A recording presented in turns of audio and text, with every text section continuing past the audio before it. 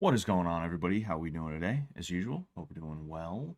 It's a Sunday. All right, I said I was going to switch the Sunday stream to a Saturday stream, but I could not stream yesterday. I'm actually kind of mad about it, low key. I'm gonna explain why. Fucking, but yeah, I couldn't stream yesterday, so I'm streaming today because I happen to be able to due to some of the things that happened. But what is going on, Neon? What is going on, Stress Test? What is going on, Cherry Blossom? So, watching on Twitch.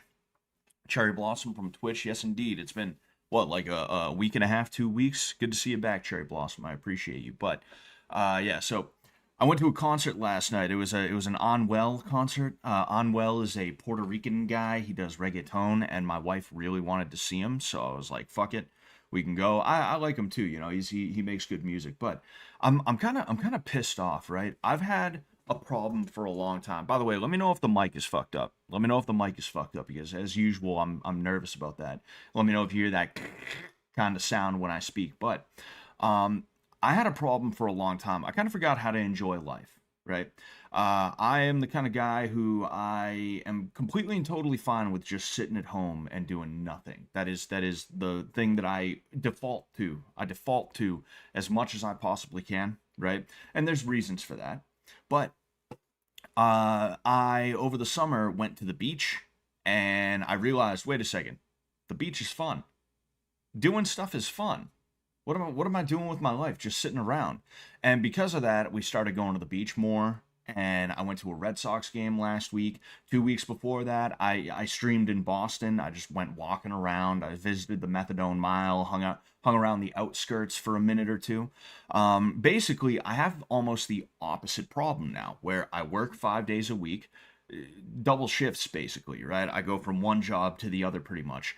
And then during the weekends, I don't actually chill. I don't recharge or anything like that. I just expend more energy doing shit. And it's almost pissing me off now. It's like my wife is telling me about more shit. It's like, oh, but it's my brother's birthday. We're gonna go into Boston, and I just want to be like, fuck, you know because I've been doing too much. I need like a weekend to just fucking chill. I wanted to put a hole in a wall. I wanted to dive out of a window because on Thursday I was like, "Oh, hey, when's that concert again?" And she was like, "Oh, it's this Saturday." And I was like, "Damn it. Fuck. I thought it was later in the month. Shit."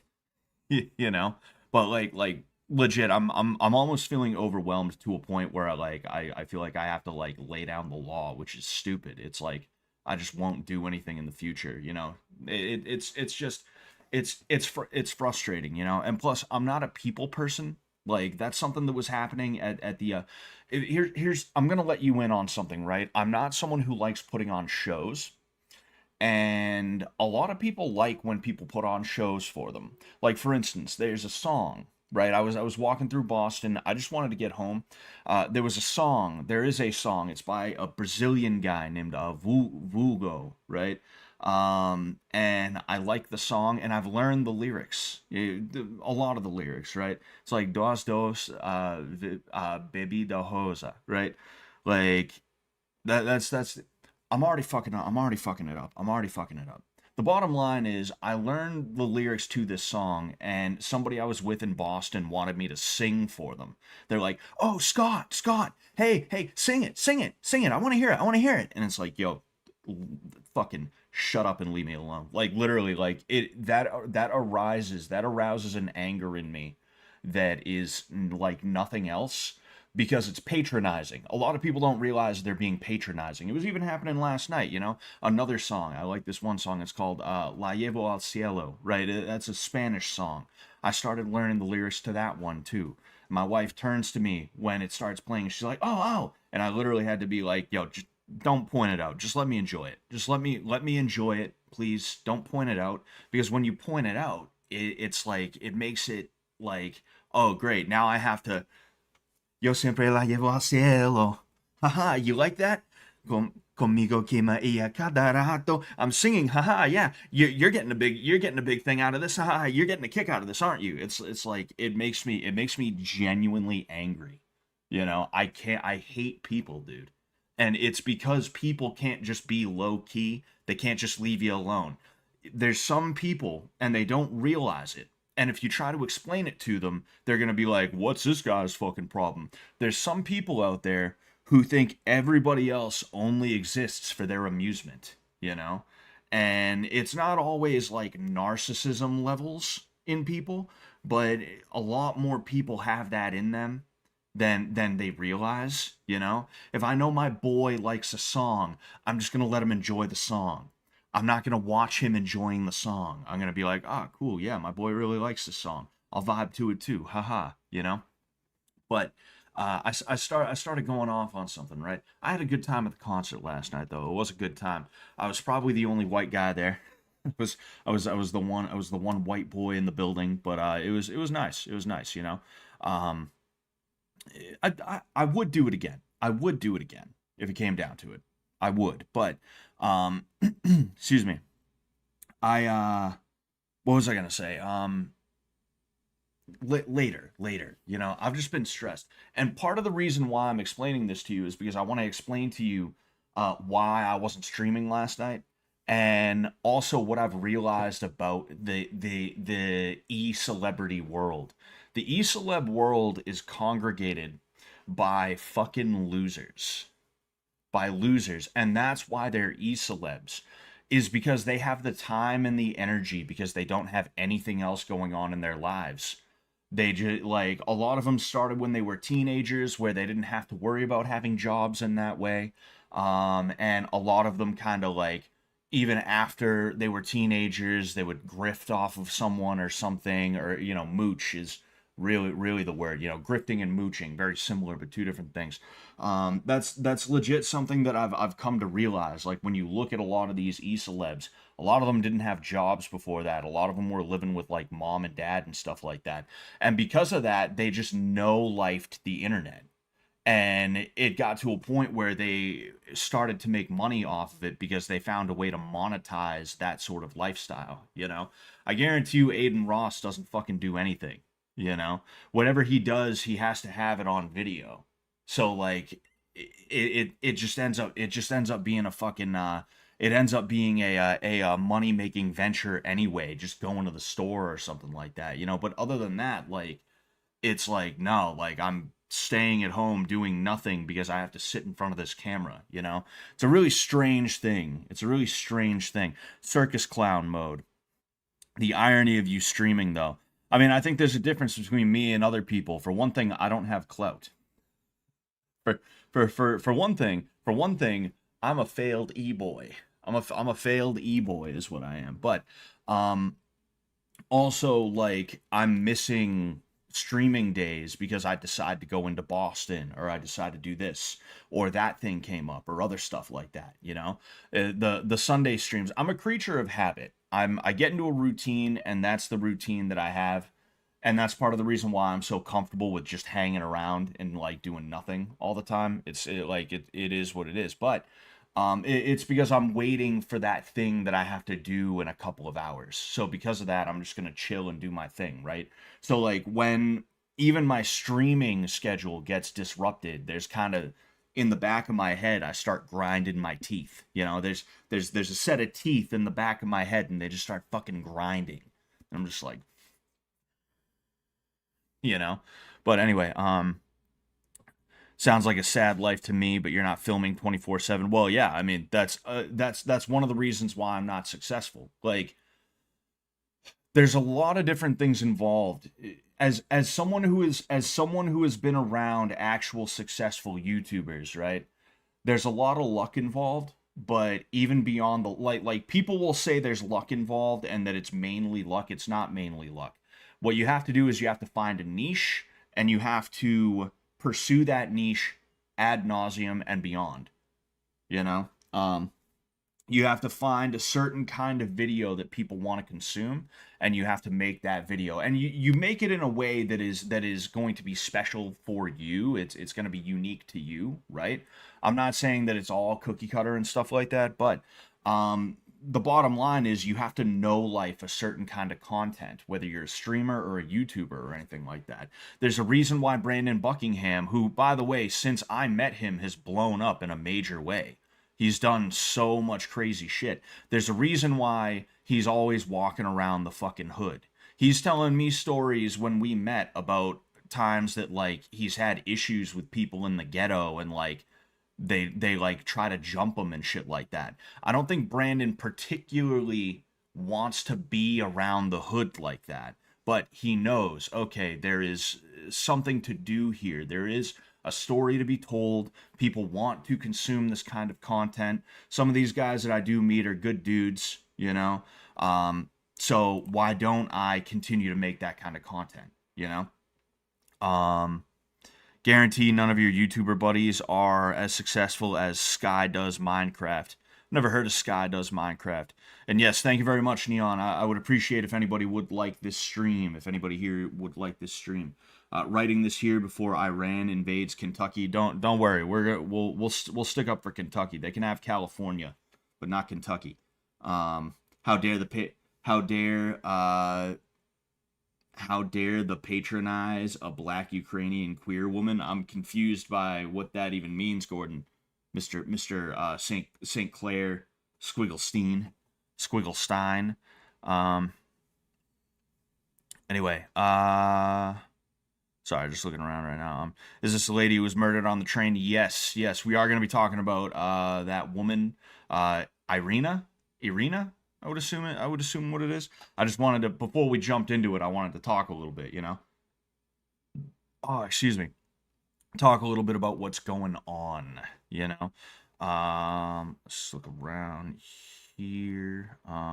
Anyone high up in the world, with very few exceptions, has gotten there walking over the bodies of others. Yeah. I mean, with YouTube, it's a little bit different, but you do see a lot of that kind of behavior, you know? Like, you do see, like, you do see people who, it's like a weird 48 laws of power sort of thing, where it's like they're trying to see what they can get out of you. And you can't just hang out. There's always a weird, like, even though we're pals, I'm trying to do better than you kind of thing, you know? That's how it is anywhere you go. I feel like with YouTube, it's probably a little bit better, but you do get those fucking weirdos for sure, you know? And part of it is that it does, like I said, there's many facets to this. If you took anything emotional out of it, then you have kind of sort of what I was explaining a second ago about no lifing, right? But even beyond that, people like crazy personalities that they can exploit for laughs, or if it's not exploit for laughs, then they get some other kind of vicarious fulfillment out of it, you know? People will hate watch people, for instance, you know?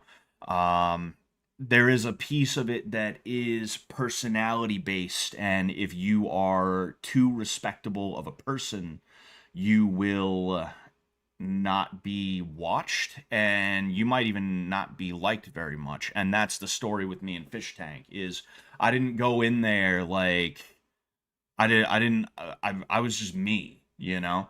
This is the reason why Bert was one of the most beloved endorsed fish, is because he had a crazy personality that people could exploit for laughs, you know?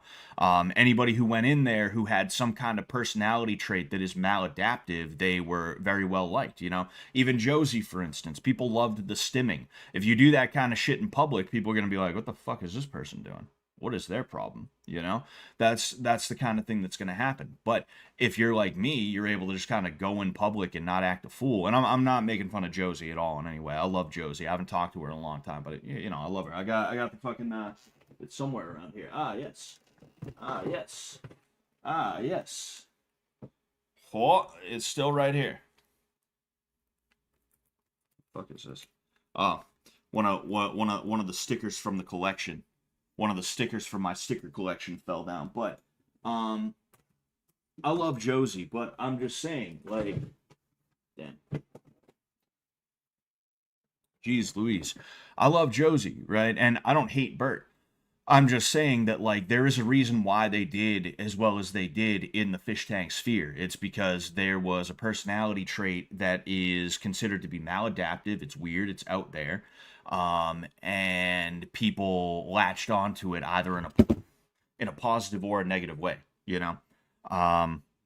That's one of the reasons why I didn't do that well in terms of people liking me from Fish Tank, is because they didn't want to see like a normal guy go in there and be normal. You know, a lot of people didn't want to see somebody go in there and be liked by the fish. They wanted to see Hell House. They wanted to see me go in and start calling people slurs and like doing other like shit that I just did not want to do a ton of. You know.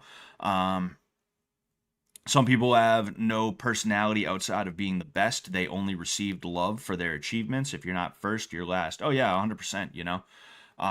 Me, I didn't receive any love no matter what. So I just and that's why I have such an iron will in terms of not giving a fuck about how I sound or how I look or how anybody perceives me, you know. That's why you know, the Jay Dyer stream, for instance, right? He was very woman-like in saying, "Oh, you know, there's 2,000 people watching right now," as if I'm supposed to be like, "Oh, 2,000 people. Oh man.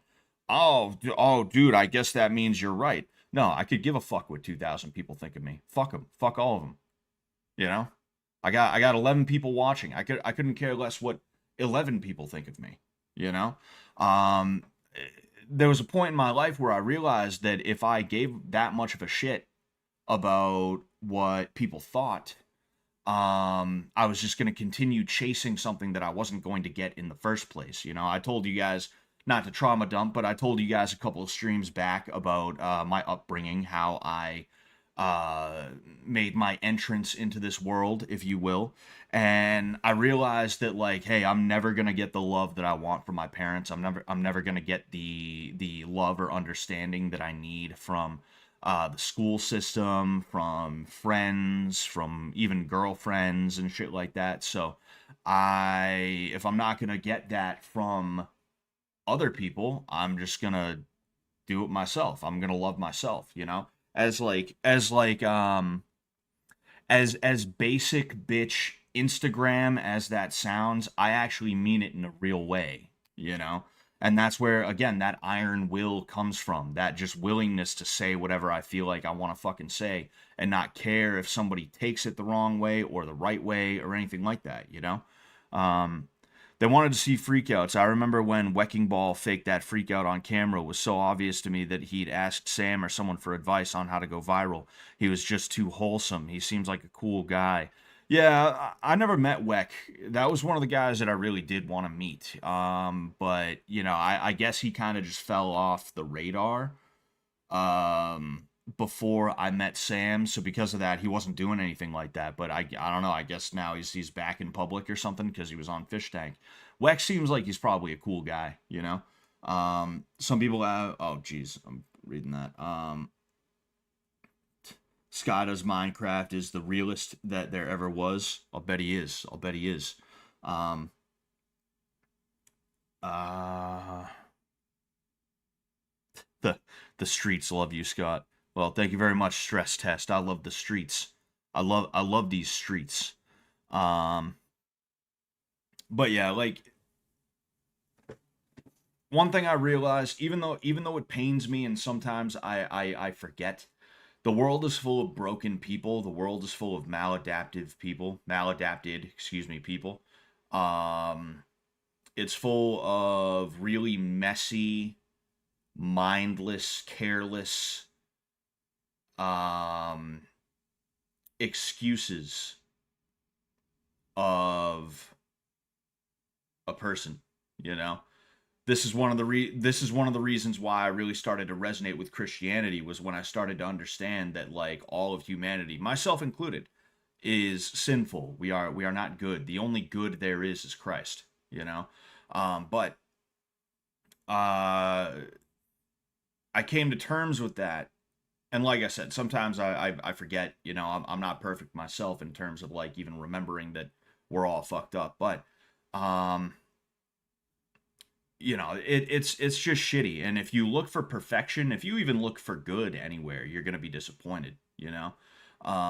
And because of that, I'm not concerned with how somebody who is like oftentimes even worse than me perceives me, you know. It's funny that a lot of the people that I've had issues with turn out to be like fucking freaks in some way, shape, or form. Or either that or they end up adopting an idea that I threw their way. You know, like Jay Dyer, for instance. That's why I brought him up. Was because I was looking around. I'll be honest with you, I Googled myself. I was curious. I Googled myself, except it wasn't Google, it was on Twitter. I was like, wonder what happens if I type my name in. It's probably just my account. But one of the top things, one of the top tweets when I type in Scott Sullivan MMA was the Jay Dyer tweet from like April of this year that I didn't even know he made, where he was talking shit about me after he had already blocked me. He took the clip. He tried to make it seem as though I was like calling in randomly and all that other shit. You know, you guys have heard that plenty of times. But yeah, like he last month, I guess, parroted what I said in that debate. I said, you don't win the war, you don't win the culture war via debate. You win the culture war via having an actual effect on the culture in the world, in the United States, in your town, you know? Jay Smartin can be interesting to listen to, but his identity has become too wrapped up in being the smartest guy in the room. Oh yeah, that's a big issue that he has, you know? But yeah, it is what it is, you know? Like, we're talking about something that I don't even necessarily want to talk about. It's just, you know how it goes with me. I start here and then I end here. You know, sometimes I end all the way over there. Sometimes I'm fucking out the door or out the window or something like that. But you should have used a true Scotsman.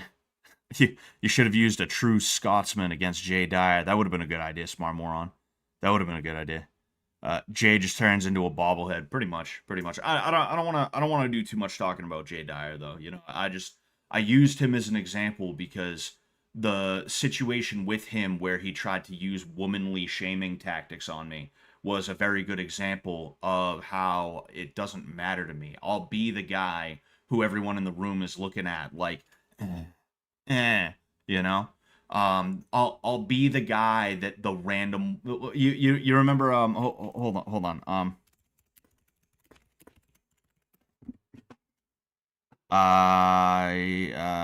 come on man I don't want to have to use fucking TikTok, but I'll do it, I suppose. Yes,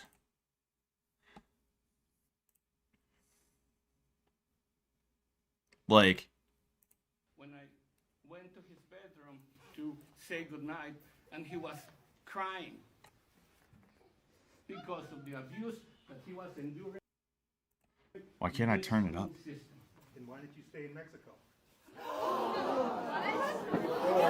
You need to leave. I'll be that guy right there. I have no problem being this guy. Because you know what?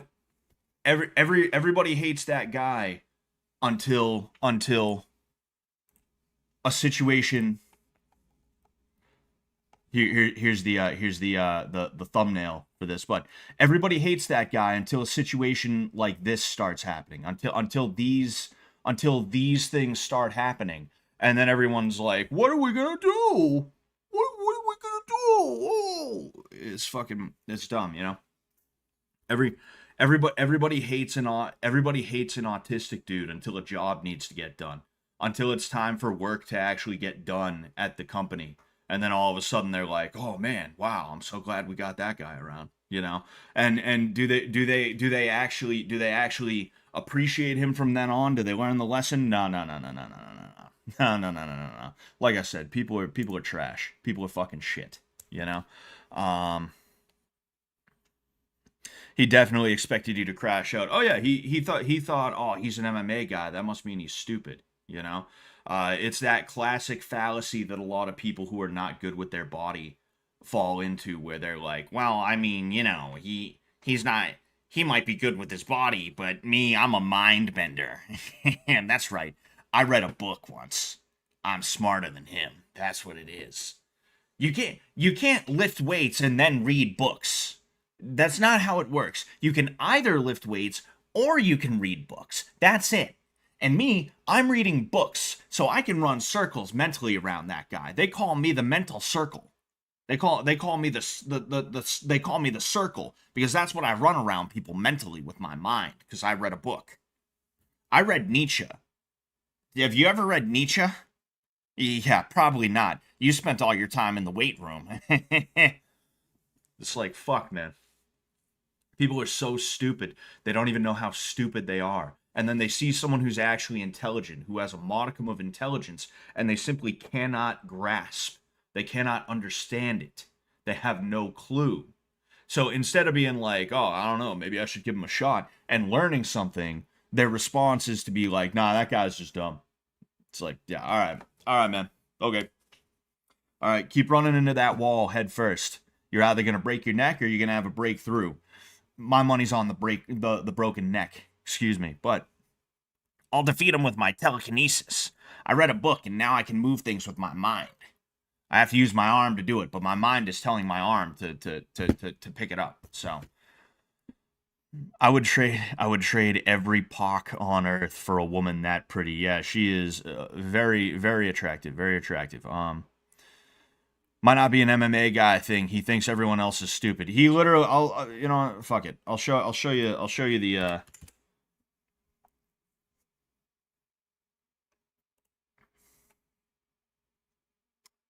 You, uh,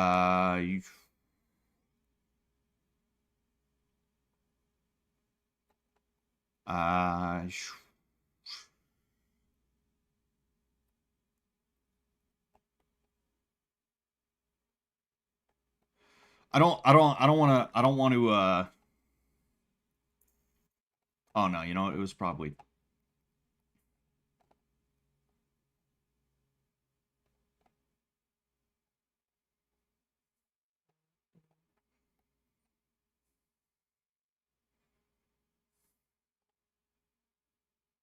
Where the fuck is it? He said something about like I've debated MMA guys before or something like that. Oh, excuse me.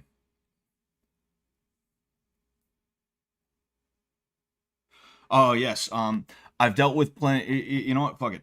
Fuck it. I'll just fucking show it to you. I don't respect this guy. I don't give a fuck. You know. My issue is what actually moves the needle in society, so that people like us can actually start winning for once. He said, "I don't think you were in a position to know that, and I disagree. So we can debate that." I've dealt with plenty of delusional MMA types who think MMA translates into debating. And I said, if you'd like to talk about it, we can later. I'm East Coast and won't be around until later, though. And you see how he was like, we can debate later? And I'm just like, sure, man, whatever you say, you know? But yeah, fuck it. Yeah. I was literally about to go through the whole thing, but I don't have the attention span for that right now, you know? Plus, I don't even think it's that necessary. But like again, like the more I think back to that when I see things like, for instance, like when I used to type in Scott Sullivan MMA on YouTube, because that's unfortunately how I would have to get the I would if basically when I share the links to Twitter, the links for my streams to Twitter, I have to copy paste from the video itself. So I have to type in Scott Sullivan MMA on YouTube on my phone to get the shit. The first video that popped up for like 2.5 to 3 months after that debate, even though I was actively releasing videos to up to that point, was the fucking Jay Dyer clips video of me and him debating. That was not an accident. He definitely worked some kind of fucking magic with his channel or something like that to cause that to occur. I would not believe you if you said that was just a coincidence. There's no way it was, you know? Intelligence is a burden because you have to live your whole life around people trying to one up you who you constantly have to explain stuff to. Yeah. Oh yeah. You know? It's annoying. Fucking but the more I think back to that, the more I'm just like, man, that guy's a bitch, dude. Fuck that guy, you know? And seeing that tweet after he blocked me, so I can't even tell him like, hey, that's fucked up, man. Like you lied about this and that and this and that. Fucking it's like, man, get out of here. Fucking get out of here. But anyway, let's see here. Yes.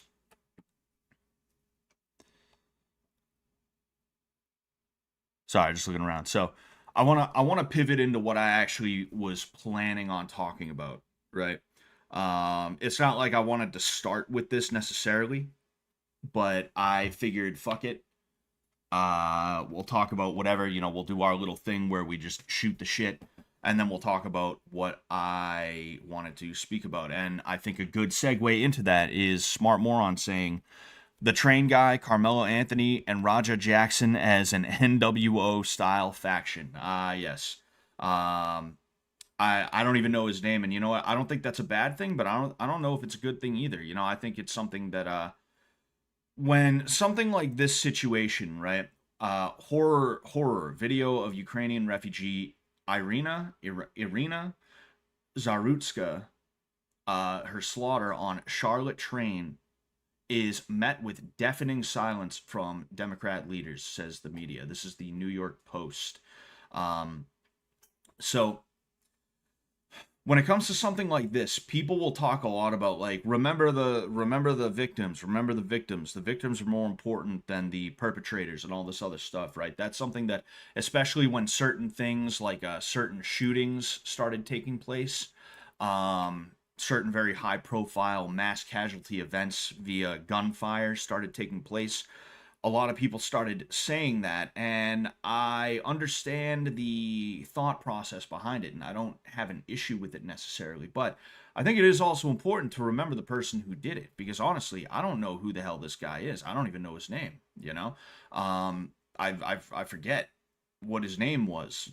Tyrone, Tyquavius, I don't know what the hell it was, but the bottom line is, I don't know who this guy is, and I think it's probably very important that we are aware of him and that we are able to shine a light on him, because there is a very interesting, and I mean that in a bad way, but a very interesting story behind this dude. Apparently, he was arrested 14 times, is the number that I was seeing, and he was let back out onto the street each time. Now, I don't know what all of those arrests were. However, 14 times, even if it was shoplifting, if you were arrested for shoplifting 14 times, you should not see the outside of a cell for at least a decade.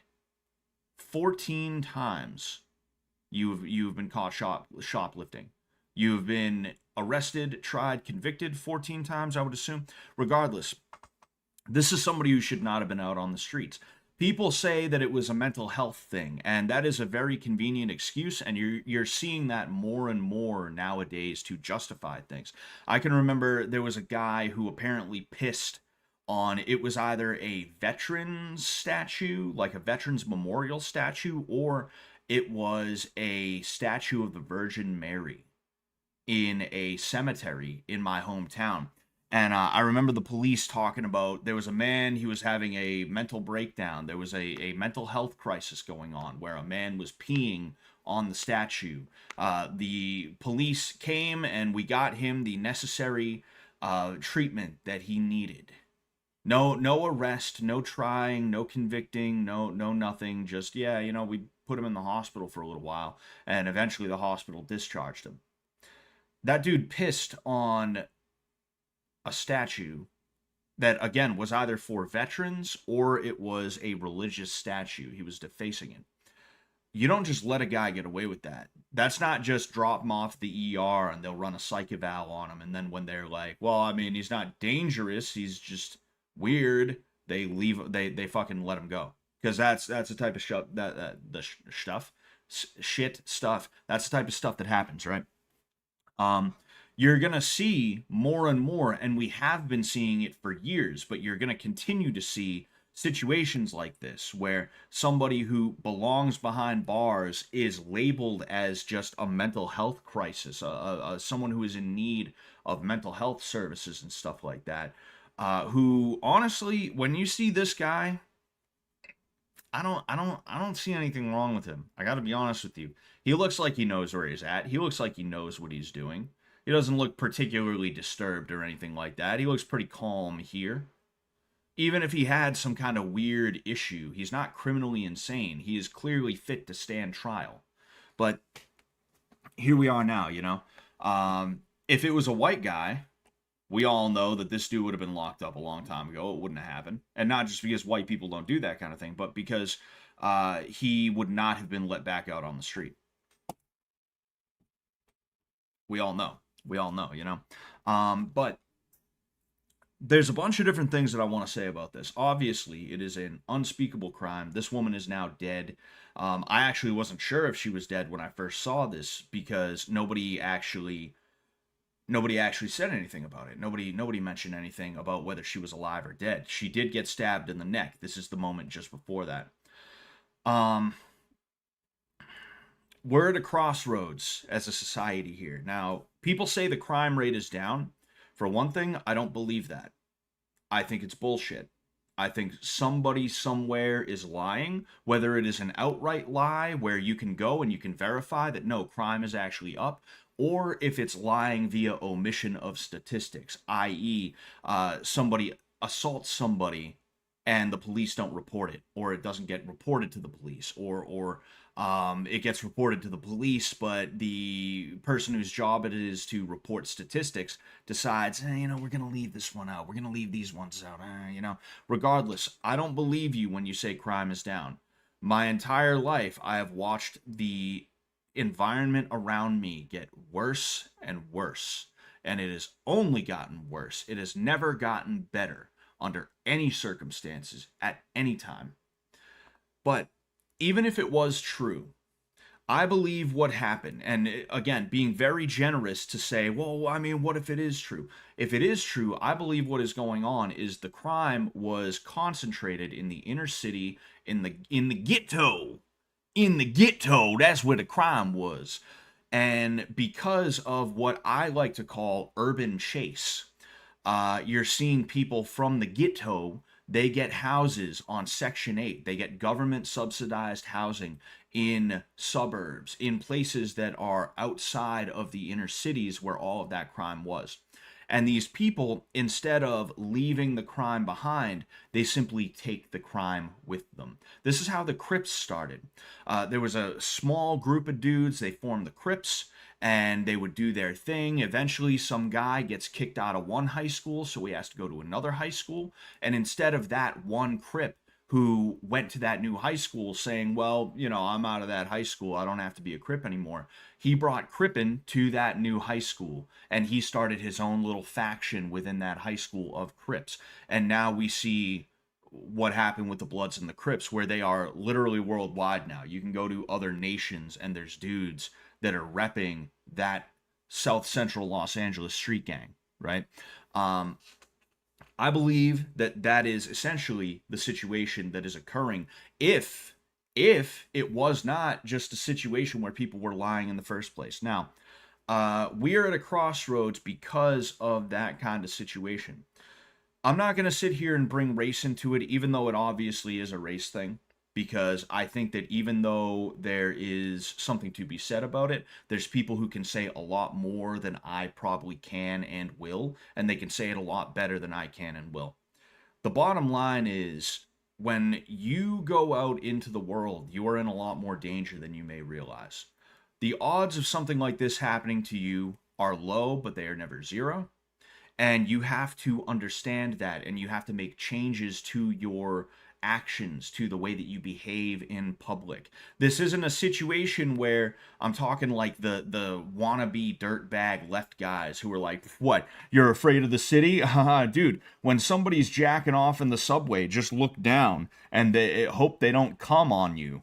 And, hey, it'll be all right. As long as you look down and hope and pray you don't get semen on you, you might not. And because of that, you can go and you can hang out at the bar. You can go to Katz's Deli and wait in line and talk to some other fucking asshole who's just like you.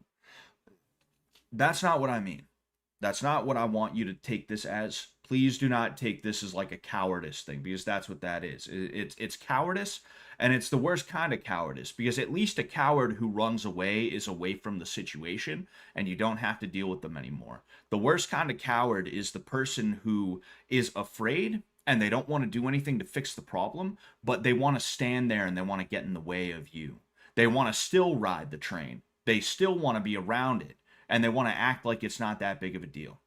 You know, it's like the person who they get their ass beat, like Cyrax, for instance. Great example. We went over Cyrax a little while ago. Cyrax got his ass beat by somebody who was messing with them, and after he got beat up, and he said, "You're the man, you're the man, you're the king," emasculated himself on camera for everybody to see. He went home, got in front of his own camera, and was like, "I'm still standing. You couldn't take me down." The worst kind of person. I'm not telling you to be that guy. What I'm saying is, in this situation, regardless of who's sitting around, you probably should not sit in front of people that you don't have to sit in front of. In addition to that, if you are forced to sit in front of somebody, you should sit at an angle in which you can watch them. Because this guy was not looking for a fight, he was looking for a victim. As most, if not all, criminals are doing. They are not looking for someone who's going to fight back, and they will not strike unless they absolutely positively can sneak up on you and get in at least one shot without you knowing what is even going on. I'm willing to bet that if this woman, if Iryna, sat even in the same seats but with her back here, this guy would not have made a move. And even if he did, she would have seen, okay, he's reaching for something. Okay, wait, is that a knife? Oh, fuck, I should get out of here. I should get the hell out of here. I mean, let's see if we can find some of the video, right? You're seeing pictures, you know, because, I mean, a picture like this, of course, like, this is an extremely, this is going to be a picture that lives on in the way that certain civil rights photos from the 1960s and 70s lived on. This is I actually have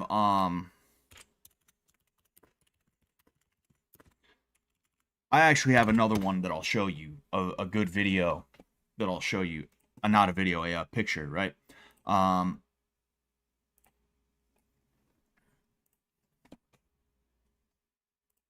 This picture is going to be our generation, like this picture is going to be our generation's version of this picture. This was taken in Boston. It was during busing.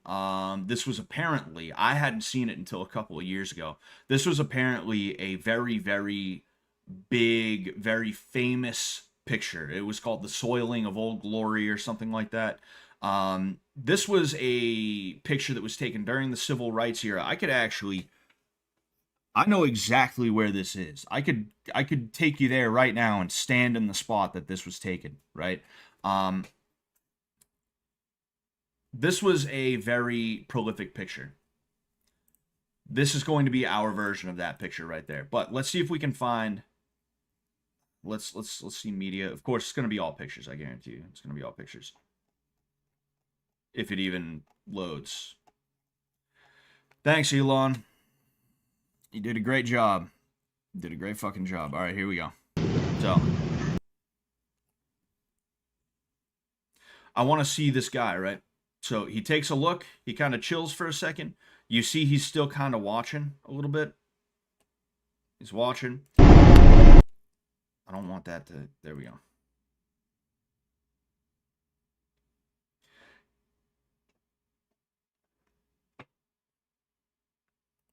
So... You see how he pulls it out, he puts it down for a second, like he's almost not even sure what he's about to do. He's trying to act natural to the best of his ability. If she saw what he was doing, I'm willing to bet that he would not have been able to get away with that. I'm willing to bet that if she had her back to the wall, he would not have even bothered, and she would have been able to get up and run. But unfortunately, that is, of course, not what happened. That is not what happened. I've heard women who lived in London for like a year speaking about how they would never in their wildest dreams walk home alone at night, even a shortest distance. Yes, and that's how my wife described Brasilia, which Brasilia is the capital of Brazil, and it's considered to be one of the safer cities. Even the area that she lived in was like the nice area of Brasilia, and she would not go out after dark, even in the safe part of the safe city in Brazil, because it just was not worth the trouble. It was simply not worth it. But this is a tragedy. it was a preventable tragedy. One, if this guy was where he belonged, which was in prison, it wouldn't have happened. But then, in addition to that, and this is not victim blaming, if this woman was a little bit more aware of the dangers that lurk in America, specifically American cities, she probably would have made different choices. I mean, you can see in another picture, right? This one right here. Of course, there's got to be him, right? Oh, there's a person sitting right there, but at first I thought that that seat was actually not taken, these seats, so she could have sat there. But the bottom line of what I'm trying to say is you can't afford to go outside, you can't afford to be around strangers, especially on public transport, and assume that everything's all good and nothing can ever go wrong and that nobody would ever dare take a swipe at you. Because, sure, is it bound to happen? Not necessarily. Not necessarily. But when it does happen, what are you going to do? It's happening. You have to react to it. You have to know how to act and react. Get street smart. Learn what situational awareness is. A lot of people, when they think of that kind of thing, they think it's like, you're just constantly, always fucking high alert, tense, tight, tense, high alert, jumpy. Who's that behind me? No, that's not what it is. Situational awareness and threat avoidance and preparedness is as simple as, okay, so I'm sitting on a seat. There's somebody behind me. There's nobody in the seat next to me. Why don't I shift over and turn my back here and put my leg up on the seat next to me? That way, even when I'm chilling on my phone, at the very least, I have peripheral vision on both sides. When that dude starts moving weird, I can kind of be like, oh shit, that's a knife, and I can get out of here, you know? Knocked over a fucking Coke bottle that I was drinking before this, but I'm kind of mad at myself right now because I'm not doing the best job. I wanted to cut this out and put it out as a video, but I'm probably just gonna have to do a video in and of itself where I talk about everything that I wanted to talk about. But if I could sum up what I'm trying to say, it's that nobody is protecting you from this, so you cannot be that. Because if you are that, well, I mean, this woman is now dead. And there's other things that will happen too, other than you just fucking dying. You have to assume that not everybody you meet in the world, not everybody you share a 5 to 10 minute span with on public transport is your friend. And it's not always like a situation where somebody's going to be saying, "Oh, Christ is talking to me. You guys better not fuck with me. Christ is talking to," like it's not that, you know? Yo, what's going on, MF Doomer TV? Much love to you too, my friend. You have to recognize that there is danger. Even if you're living in a relatively safe place, there is still danger that can and will happen. And nobody is going to protect you from it, so you have to protect yourself. And it all starts with adapting your behaviors, with not allowing people to just hang out behind you, with not sitting there on your phone that dialed in on the train. When I go into Boston, I chill on my phone. I have an earbud in, but I'm not doing it when I have to sit in front of somebody that I don't know. I either take the earbud out, or at the very least, I pay enough attention to my surroundings that I know what's going on and who's doing what and when they're doing it and everything, you know?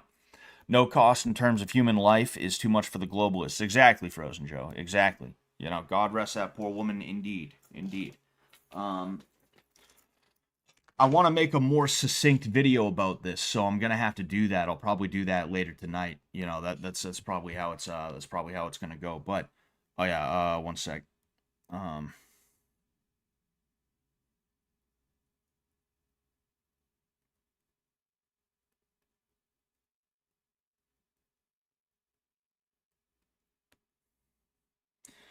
There we go.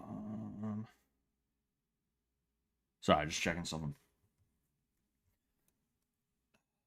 You gotta live in the world that you live in. You know, you can't live in the world that you want to be. You have to live in the one that we live in now. And we live in a world where people like this, largely due to race, but I'm not going to talk too much about race, but people like this are allowed to terrorize people like that. And if you are going to deny that reality, you're going to fall victim to it. And when you fall victim to it, it's not going to be pretty, and there's going to be nobody who actually cares. You know, the only people who are going to care are people on Twitter. And as much as great as it is to have Twitter in the situation that we are in, where you're allowed to say stuff again, it's not enough, you know?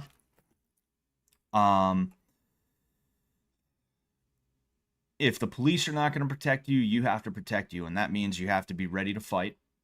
And you have to be ready to avoid a fight as well, you know? Another thing, too, is that I think women are at a crossroads. I was about to send a tweet with this.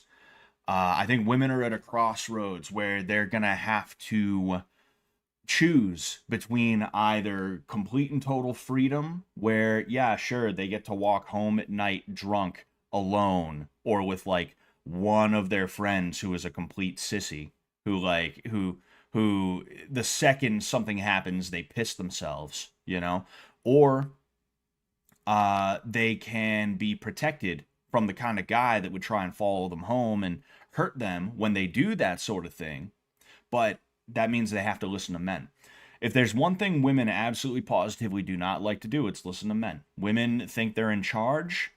And it's been that way for millennia. This is not like a new wave thing where women are like, actually, no. Like, women have always found ways to convince themselves that they are actually the ones in charge, and that they move the wheel, they move the needle. You know, they push the rock, if you will. And they do this weird mental gymnastics thing where they utilize male labor, and they assume that it's through some kind of million IQ manipulation thing, when really they're just better suited to doing work like that, and men want to build. And part of the reason they want to build is because they want to have something to give to women, you know?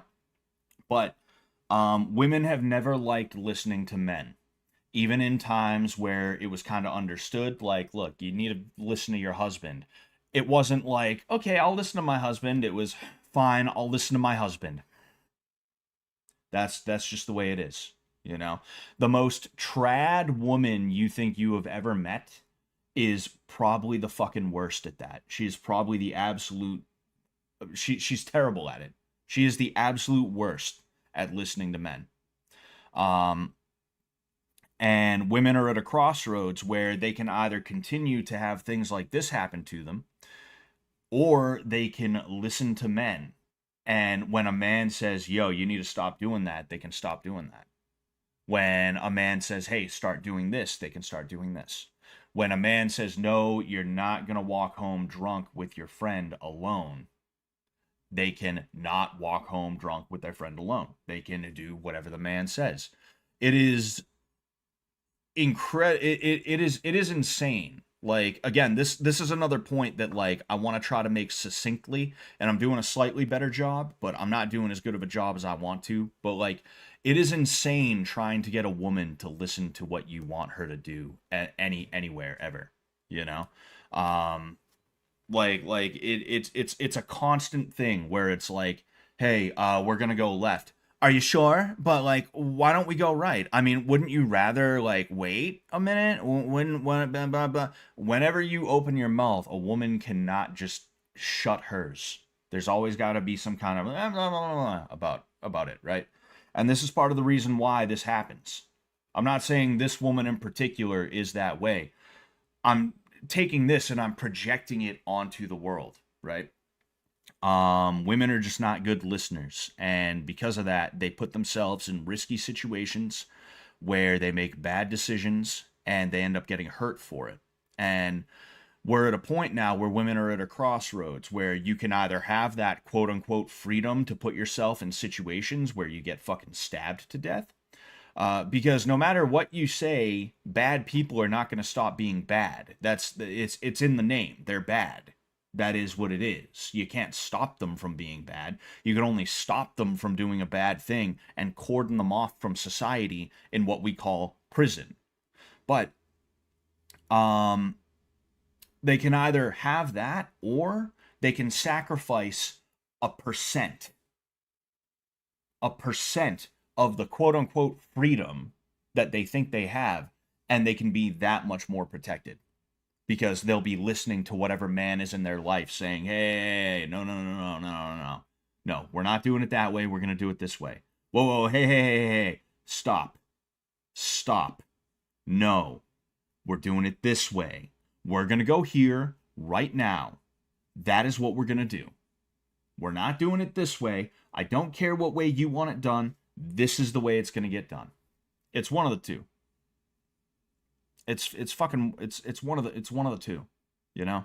But they just can't they can't get out of their own way, you know? Men and women have different roles. Neither is better or worse. Both better suited to different things. Women have been sold the idea that they aren't just like a man, then they're not good. That's the thing, though, is like there are reasons why women are the way they are, right? Just like there's reasons why men are the way they are, and not all the things about men are good. Not all the things about women are good, and that is again where religion comes into play, specifically Christianity, where you are expected to behave better than the base. You know, you are expected to not just constantly give in to your base urges all the time. The issue with women, one of the many issues, is hypergamy. They are expected to not be hypergamous. They are expected to get married to one man and not ditch that guy for a dude that makes $1 more per year than their current man does, right? Women naturally are always looking for the best thing that they can get, and they don't realize they're even doing it necessarily. They don't realize when they are monkey branching. It's just something that they do. It's just something they do, you know?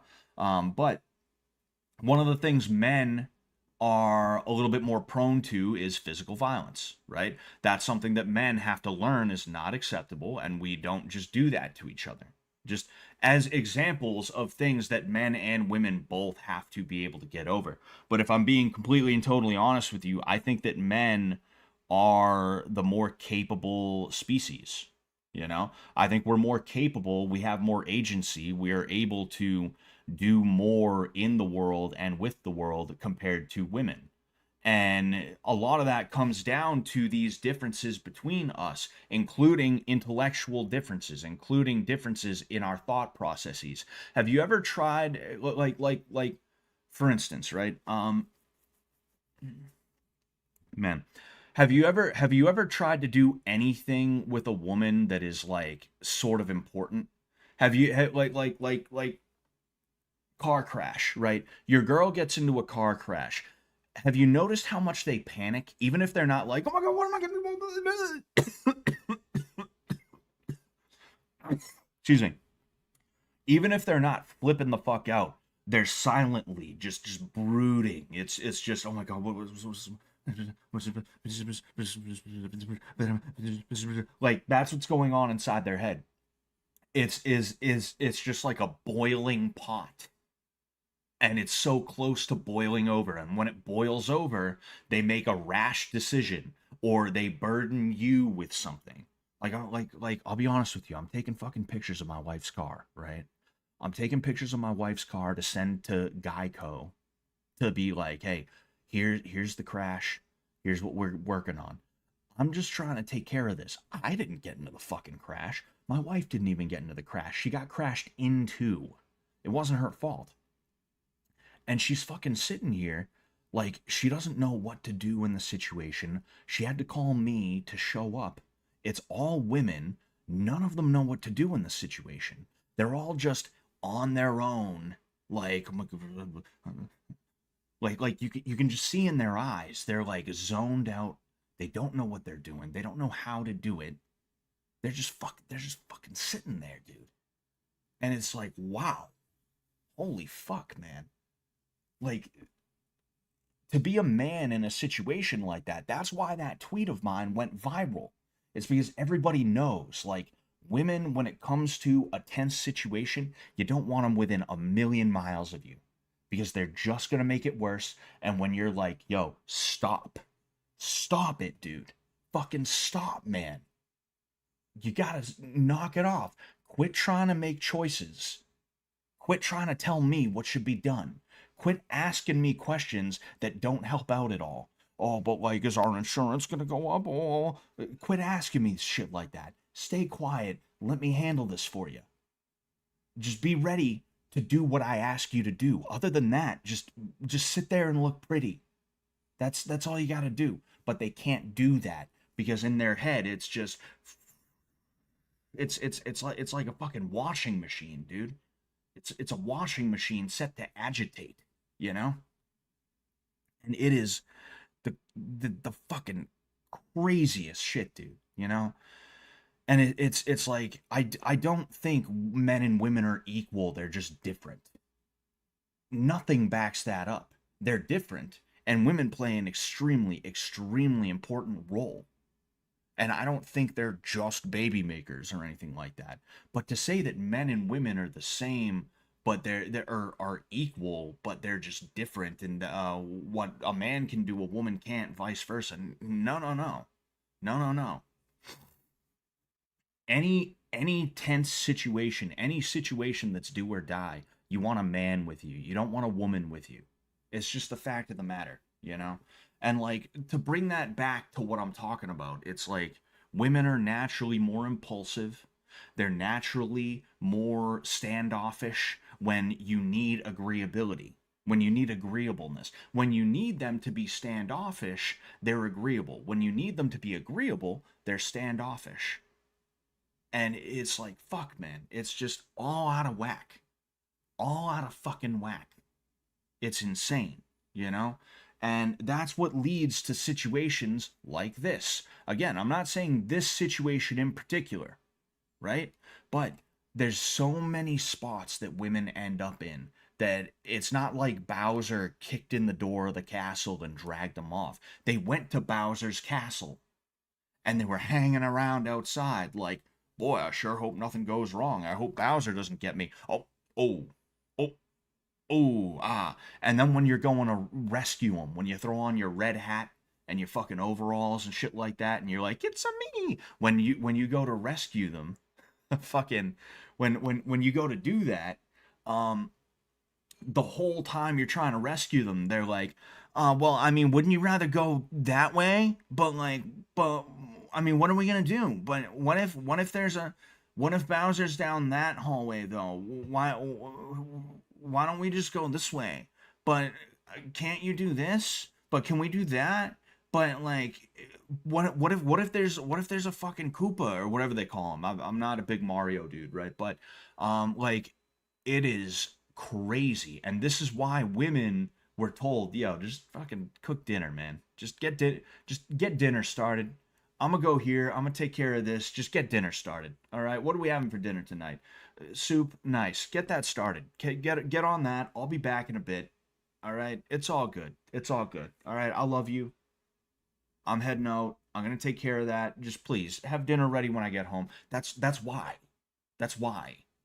It's like, fuck, man. You know. Alpha Scott. Yes. I wasn't ready for this, Scott. Says Cherry Blossom. Yeah, a lot of people aren't. A lot of people aren't, you know? Like I'm talking about something that I shouldn't necessarily be talking about. I shouldn't be talking about situations where my wife is a woman, right? Cuz like all women are like that. Let's be honest, you know? Fucking so it's not even anything to be ashamed of necessarily, but it's also not the best thing for me to be doing, is being like, this is something that my wife did that really pissed me off. It's like, that's really not cool, you know? I tried to give you the example without completely and totally being like, and then she said, you know, it is what it is though, you know? The globalists have been trying to shove the idea of the female warrior down everyone's throats for the last like 10 years. Yeah, and a lot of people think it, and this is kind of what I'm saying. A lot of people think it's a situation where it just comes down to physical differences. A lot of people, they think they know the difference between men and women, and it comes down to the physical differences. The physical differences are only about half of that. The other half of that is the mental differences. Women are not able to compute on the level that men are able to compute on in many different situations, all of which are some of the most important situations for you to keep your wits about you.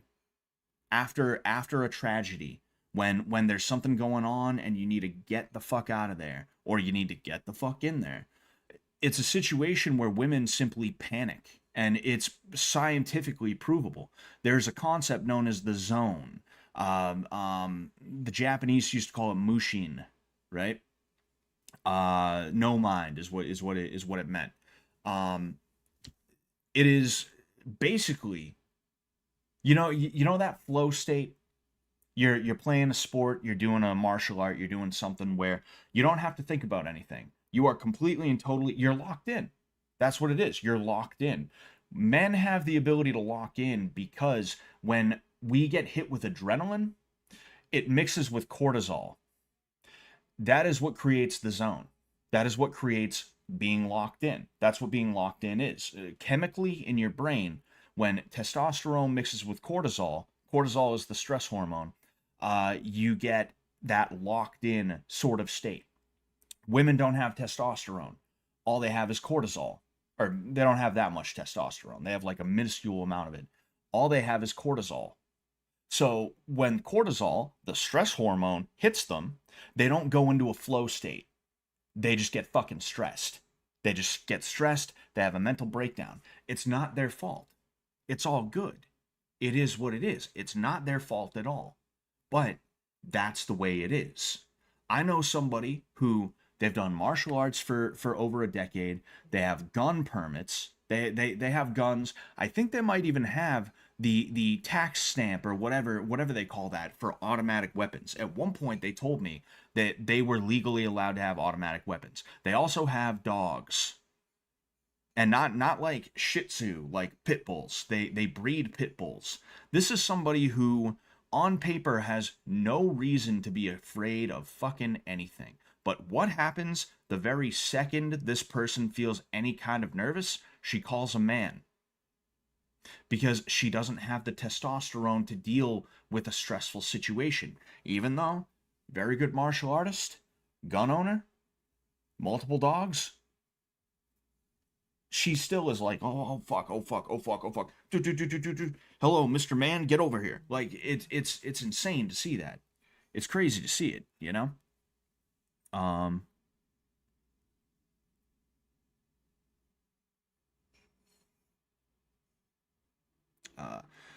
Sorry, I keep getting messages and I wanna make sure.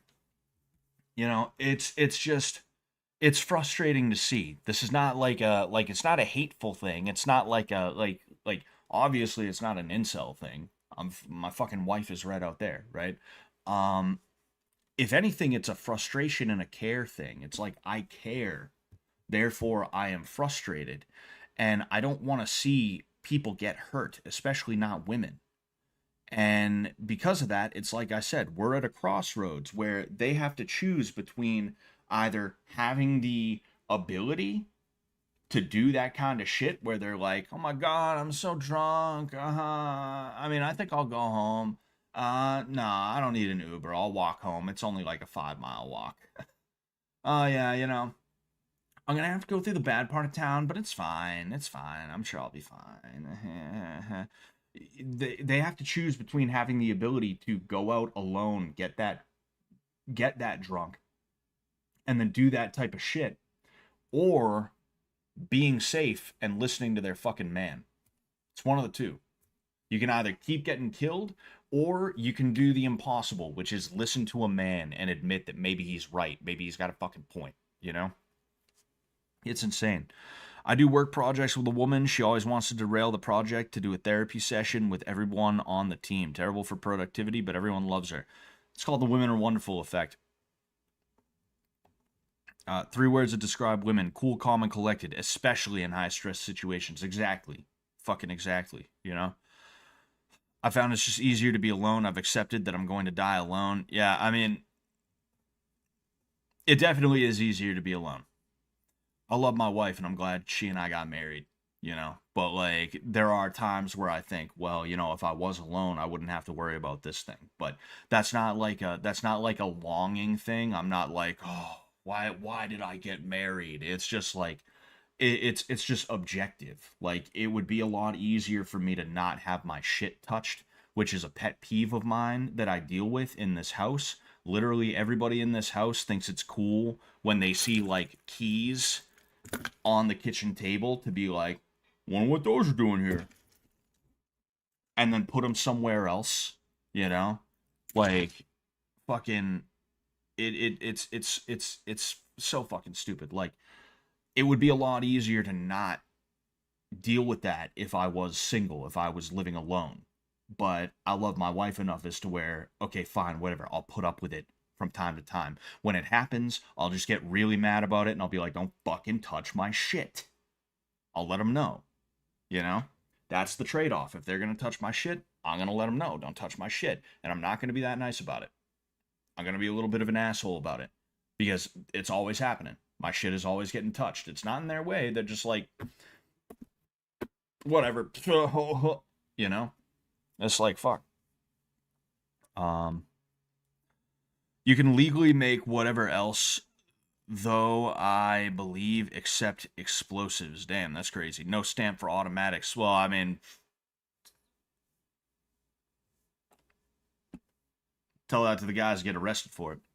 Um, Did you hear about the Royal Marines here in the UK who got in massive trouble for making a petition to block women from the Marines, and it got signed by over 1,000 active Royal Marines in under a day? Oh yeah, yeah. You know, women don't belong as cops, firefighters. I don't care if it's the butchest woman you've ever seen. I do not care. They don't belong in those professions. It's just a fact of the matter. You know, they don't belong in the military. They can be nurses. You know, let them be nurses, let them be secretaries and things like that. Keep them away from the front line. They don't belong there. It's the fact of the matter. You know. I love being alone. People don't leave me alone though. Yeah, that's a really bad place to be in. I like privacy, discretion, and not dealing with superficial friends. Yeah, pretty much the same. Oh, excuse me. Hold on. But yeah, I'm gonna have to make a video about this though, because it's like I said, I didn't make the point in the way that I wanted to. I didn't make it in a way that I could clip into a video that is gonna be very good. So, you know, look out for that video coming soon. It's unfortunate, you know, and you have to be ready to fight, and you have to not become black-pilled to the point where you're gonna think you're the next Daniel Penny. Daniel Penny was a very specific instance. It was a very specific case of I mean, that's just what it was. Daniel Penny was a very specific case. Something very, very specific that is very, very unlikely to happen to most people happened in the Daniel Penny case. And just because he got arrested and he beat the case, but just because he got arrested, it doesn't mean that you should allow yourself to be a victim. You know, it's better to deal with the case and potentially be found guilty than it is to just fucking die. So you got to be ready to fight. That just is what it is, you know? And you got to be ready to avoid people as well, you know? Scott the MMA cell. That's what I am, is an MMA cell. Thoughts on the Freddie Betty situation? Yeah, I mean, I hope for the best for all of them. I hope that it sucks because either A, Betty is lying, or B, Freddie actually did hit her. And for what? Because she said a slur or something like that? It's like, that's like white people getting angry over slurs is the most performative bullshit. Like, even black people don't get angry about slurs like that. They get angry if they feel like they can punk you over it, you know? That's why Sam will say it in front of whoever and he doesn't get fucked with, because Sam's like 6'5" and he's jacked and shit like that. Nobody wants that trouble, you know? Fucking but like white people getting upset and being driven to action over slurs even before I had the belief system that I do now, even before I believed what I believe now, I remember seeing like videos and stuff like that, or maybe like someone at school would act that way, where like someone says a slur and some fucking white dude is like, hey, that's not cool, man. That's racist, dude. Hey. And maybe they start trying to swing or something like that. I can remember even before I matured into the beliefs that I have now, thinking, wow, like, yeah, that's not cool. Racism isn't cool, man, but like why are you fighting so hard? That's weird. You're weird for that, man. That's fucked up, you know? Um, but yeah, you know. I here's the thing. I don't want to talk bad about people. I memed on Freddy during season 4. I don't actually hate the guy, you know. I don't want to like talk bad necessarily. It's just I wasn't there. I don't know what the situation was. If Freddy really did start trying to hit her, I mean, it's not even that he tried, it's that he did hit her apparently over anything, but especially like fucking slurs. It's like, dude, fucking get out of here. What are you doing? Fucking hey, dude. Fucking loser ass motherfucker. But if Betty is lying and she just walked into a fucking door or something like that, then it's like, man, you know, both outcomes are equally as bad. And that's what makes it so tough for me to comment, is because I wasn't there. If there's one thing I've learned, it's that you probably shouldn't believe all women. But also, where did that fucking black eye come from? I think it's kind of a situation where there's two people who I don't know and I don't care to know that well, and I'm gonna let them do their thing. And whatever that thing is, it's got nothing to do with me. It's got nothing to do with me, you know? I don't think she's lying. At the very least, the video I saw disgusted me. What video? Black dude pulling around Betty by her hair and Freddy doing nothing. Really? Where's that video at? What the fuck? Yeah, like, there is a rot inside of the millennial mind. I am like the latest millennial that you can get. Like, some people say Zoomer is 95. Some people say Zoomer is 96. I was born in November of 1994. Birthday's coming up. Don't forget, guys. Don't forget. I am about the youngest millennial, or if you want to say the oldest Zoomer that you can fucking get, you know? And I can remember growing up in the late 90s into the 2000s, and there was this rot that was programmed into us, this belief that racism begets violence. So if you say a no-no word, that means it's totally cool for you to get beat up, and if you're not doing the beating up, well, then you should cheer for it. But then in addition to that, it also played into like a weird racial humiliation thing where black people were just cooler than white people, and they were better fighters, and they had better rhythm. They were just better dancers, and they had a better fashion sense, and their music was cooler, and all this other shit, right? And part of that was also the way black men treat women. There was this stereotype about how black men treat women. Of course, just a stereotype. But the stereotype about how black men treat women is to call them bitches, to be like, bitch, get the fuck over here. Bitch, shut up. That type of shit, you know? Ho, I need to smack you. I need to use a pimp hand. Hey, yo, bitch, I need to use a pimp hand on you. Is Wayne Brady gonna have to choke a bitch? Like, that was considered to be like quirky, fun, funny, like, black people, they have so much culture.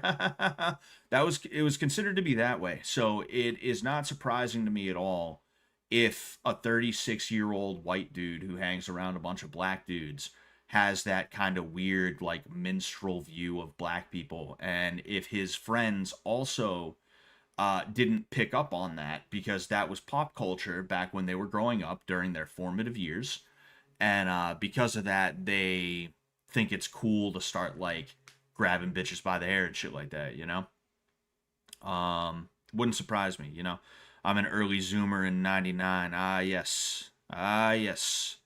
Just but you don't even remember 9/11. Somebody mentioned 9/11 too. If you can remember 9/11, you were before generation. If you don't, you're the later generation. The Strauss Howell labels are gay shit. I don't even know what Strauss. I don't even know who Strauss Howe is. But yeah. No, I think 9/11 is probably a good way to separate the millennial from the Zoomer. You know, it's just that like millennials, there were kind of different phases of them. You know. There was like the early millennial who like, you know, they spent most of their life up to 9/11 without like computer shit, you know? Dinner? Ooh, gee. Thank you, baby. Did you get my text? Yeah. Oh, thank you, baby. Can you grab it? Yeah. Thank you. I know with all the shit I talk, it's like, oh, geez, tell us how you really feel, Scott. But I do love my wife more than anyone and anything. You know, my wife is the best. But fighting words need to be brought back. Oh yes, you know, it was on her page. She pulled it. Does anyone have like a mirror of it or anything? I'm curious about that. Early, mid, late generational gaps are real. Oh yeah, they are for sure, you know. Thank you, baby. Love you so much. Yeah, like even my dad's a boomer, but like he's not a boomer the way a lot of other boomers are. He's a late boomer, which means a lot of the things that are true about boomers are definitely true about him, but he was also never a hippie, you know? He was never a fucking like godless commie hippie. He was always pretty socially conservative and stuff like that. At least I would assume, you know. Maybe he had like a liberal streak when he was younger, but he like you could see pictures of him. He was never like a punk ass like peace and love, flower power, kind of guy, you know. Um, versus like I have an aunt who is like probably 5 or 6 years older than him, maybe even a little bit older, and she was a hippie. You know, she's still like a bleeding heart liberal to this day. You know, um, for me, millennials and Zoomers are both a part of the globalist generation, just early and later. I'm curious what you mean by globalist generation, Zachary. Scott's wife about to prepare the dino nuggies. I actually got a chicken parm sub here. Pardon me for munching a little bit. God damn it! About to eat the paper.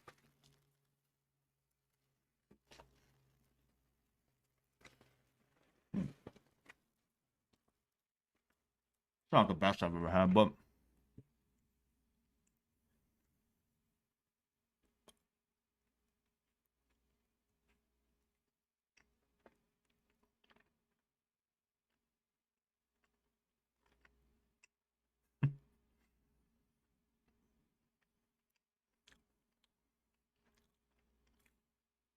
you're,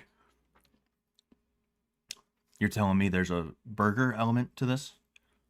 Holy fuck, man! That was like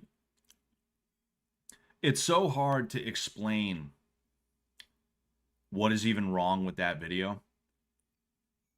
It's just like everything is wrong with it, you know? Like you could say one thing is wrong with it and then it's like, yeah, you're right about that, but you could say the exact opposite is wrong with it and still be right about it. Um globalists, the internet generation, the ones who had access to information at a rate their predecessors did not. Ah, I see. Um yeah. Yeah, I see what you're saying, and I don't 100% disagree. I think there's probably enough as to where you can make the differentiation, but I mean there is a differentiation, but you could definitely say that we are similar enough as to where you could kind of group us together in some way, shape, or form. I think Gen A is going to be the first generation that is like that wildly different, you know. Because I actually saw it was like a joke post. I think it was like a tweet or something. Um, somebody said that brain rot is just like it was. Fuck. Somebody made a tweet. I forget exactly what the tweet said, so I'm not even going to be able to quote the tweet itself. But I saw something where basically the implication is that brain rot, Zoomer brain rot, is just the continuation of the LOL XD random humor from the 2000s that we all knew and loved, you know? And there's been other examples of that of those similarities, excuse me, you know? Have you ever seen the comparison between Rage comics and like their modern iterations and stuff like that? Like Soy Jack and all that other shit. Um, the 400 years of colonialism did not have a generation G through S or whatever. There's a reason all of these descriptives are bullshit. Yeah, yeah, yeah. I mean, mm, I think it probably, and I agree with you, Zachary, and I think it probably comes down to the boomer inability to think outside of themselves, right? Like, was the boomer generation the first generation to really start categorizing people like that? Because before that, you had what some people called the silent generation or the GI generation. These are the people that fought in World War II. They were a part of they were a part of they lived through the Great Depression and things like that. Um, like before them, what were they called? Did they have a name? Were people considering them to be generations and things like that? Maybe they were, and we just don't know. But like, as far as I know, probably not. I would assume not. You know. Excuse me. So you kind of end up in a situation where you realize, like, well, I mean, it was probably the boomers who decided they'd call their like the boomers probably made all of it up as a means to differentiate themselves from everybody else, and give themselves a name that they could then use to describe their superiority, right? Or give a name they could ascribe the superiority to, if you will, you know. But I don't know. I don't know, you know. I think this is I think this is a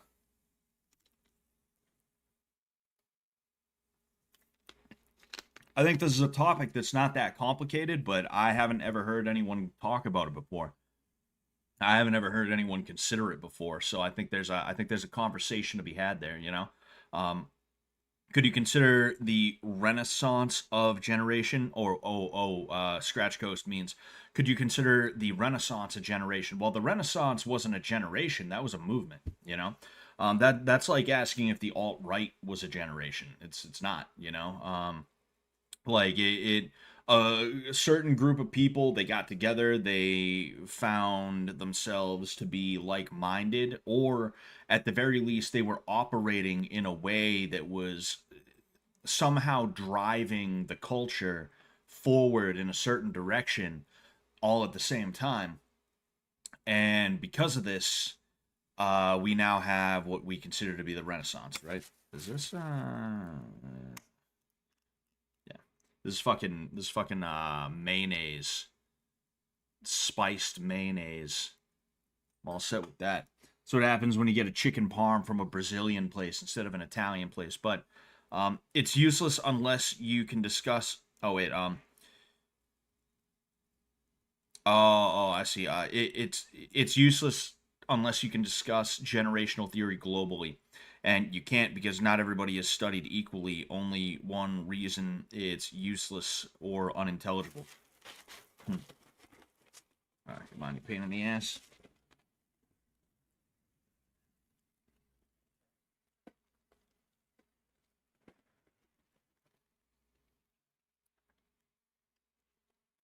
Remember, it's our wife, Scott, not your wife. Ah, yes.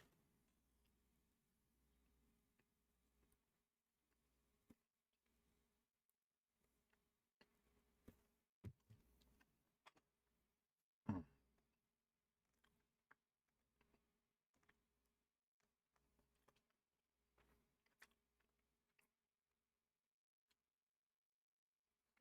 Rusty Corvine says, "Yo, Scott, should I introduce my GF to my baby mama? They know of each other, but she doesn't know the kid is mine."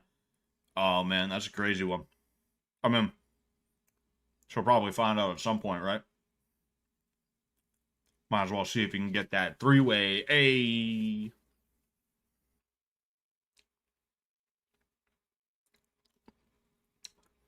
This is also probably just a construct. Americans follow other countries, probably categorize their generations differently for sure. I don't know. Maybe they do, maybe they don't.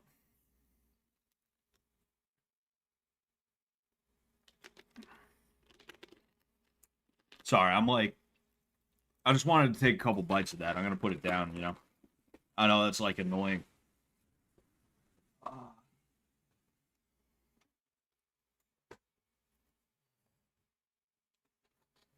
But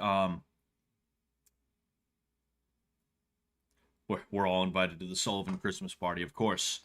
Of course. I really don't know what to pivot into. I got to be honest with you. So I'm gonna throw on AOE real quick. I'm gonna throw on a quick game of GAOE.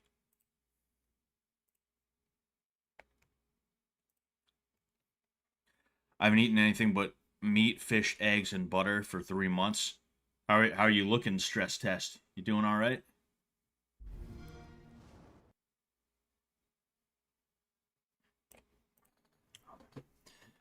Yeah, it bothers me when I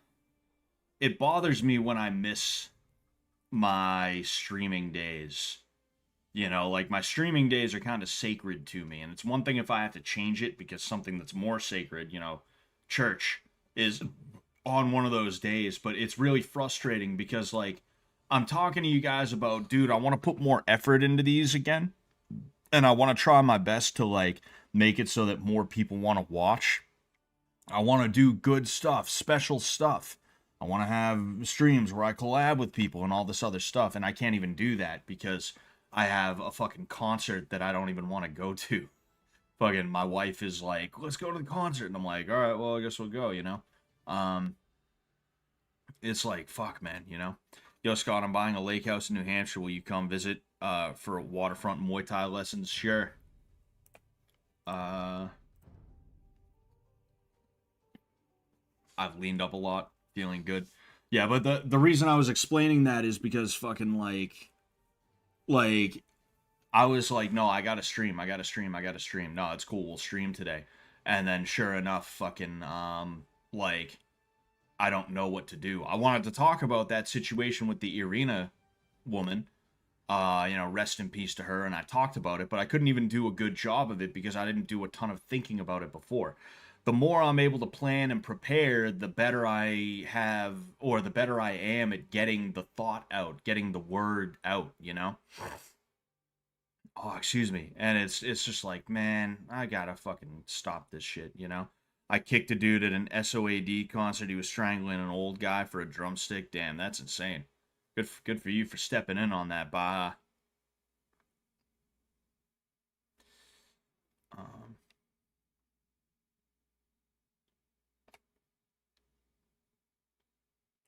man.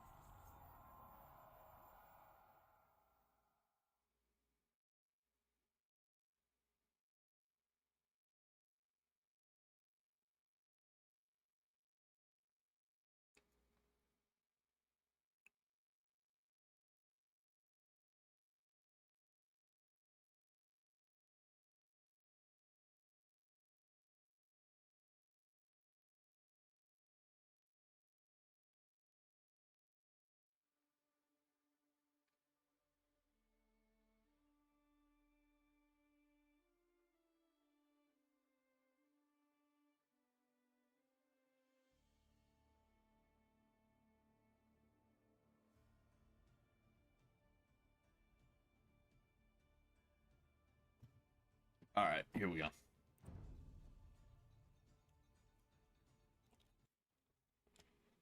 Playing the Goths.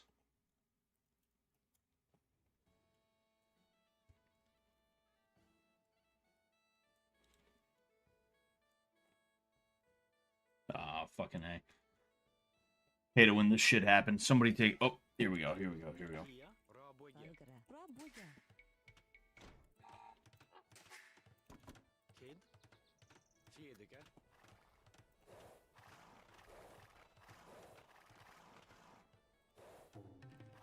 I can't imagine ever being in the state of mind where I'm strangling someone. It seems like a terrible choice of move in a fight.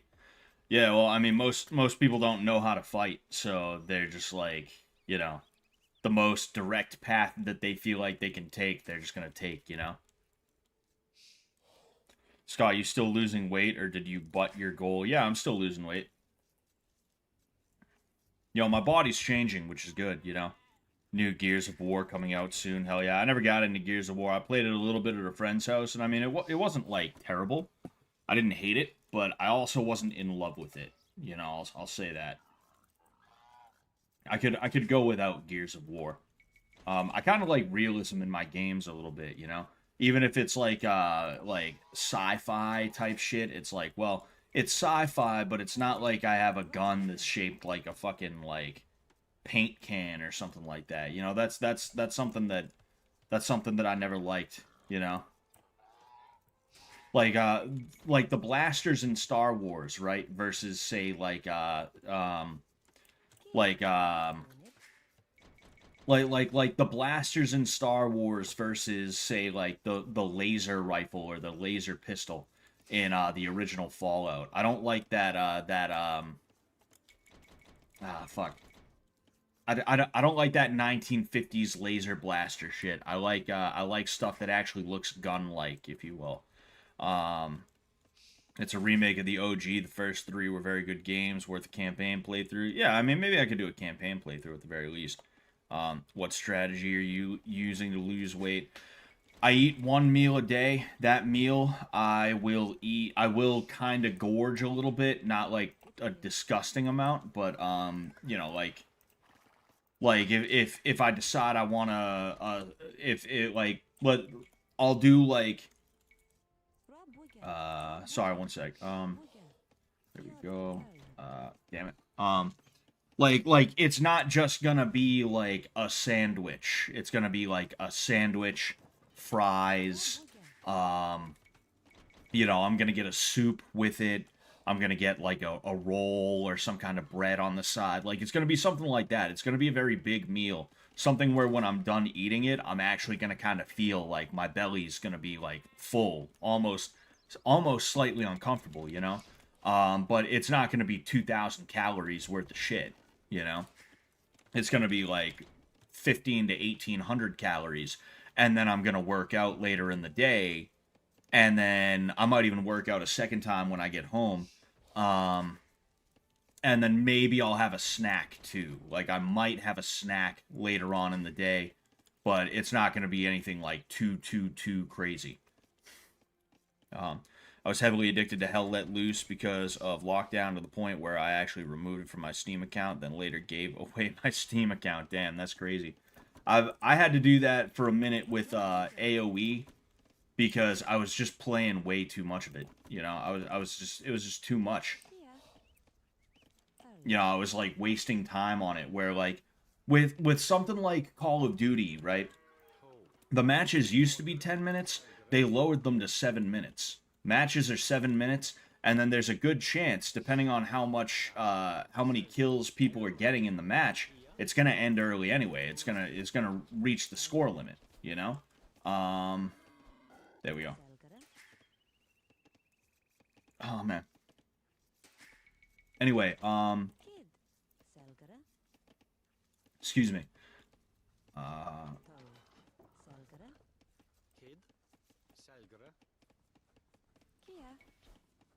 Sorry, I just want to make sure I do this the right way. Oh yeah, we're good. We're good. Sweet. Fuck, what was I talking about? Oh yeah. Fuck. Because like I played way too much AoE, and with Call of Duty, I was saying, with Call of Duty, at the very least, the matches are 7 minutes, so you can play 2 or 3 matches, and you've only spent like 20 minutes playing the game, give or take. You know, it takes a minute for the match to actually start. But With AoE, it's 20 to 40 minutes per match. You know, you're playing 20 to 40-minute matches. So when you play 2 matches, that's 40 minutes to, like, what, fucking 80 minutes, you know?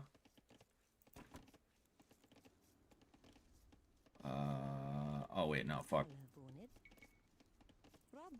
And here, like, you can't play a couple of games of AoE. Are you fucking kidding me? I was trying to see if I could get both of them. You can't play a couple of games of AoE the same way you can play a couple of games of Call of Duty. It's just not gonna work out, you know? Yeah. Oh, no. Oh, man, that's fucking annoying. Ah, well, what you gonna do? There we go. Let's go ahead and... Dude.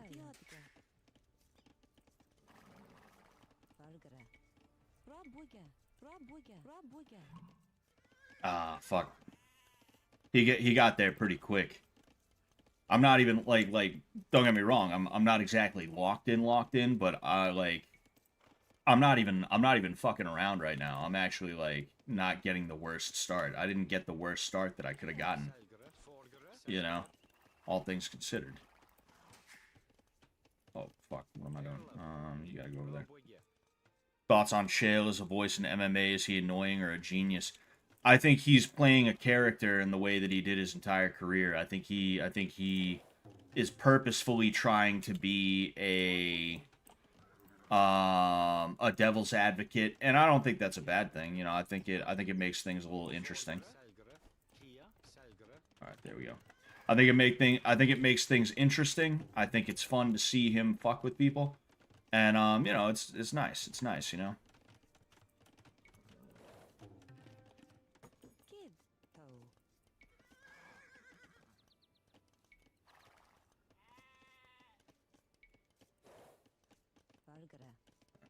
Bang. All right, there we go. Oh, you get your ass the fuck out of there. Whatever, bro.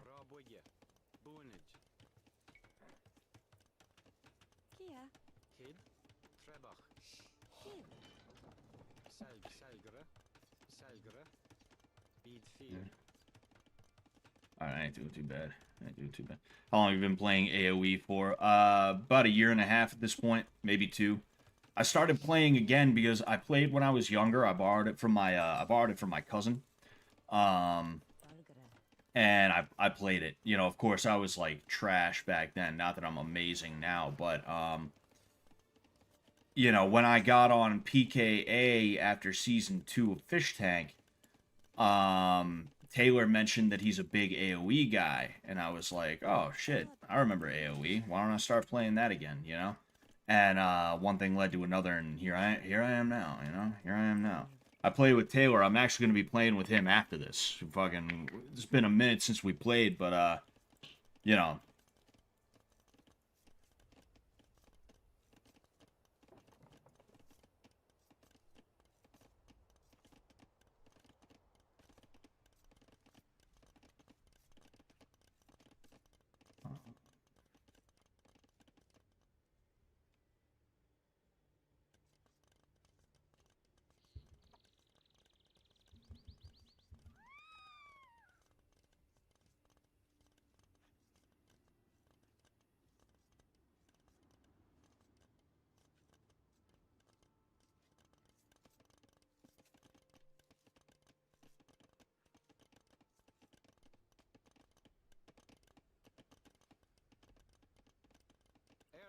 All right, yeah. I should have enough for a castle drop after this. I'll castle drop him over here. Or maybe I should hit here where I can take more of that. Either way.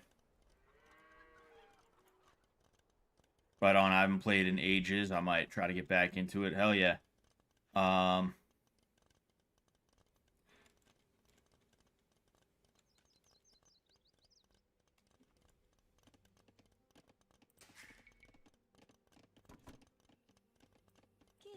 Alright. Go. Literally just tons of fucking downtime just hanging out.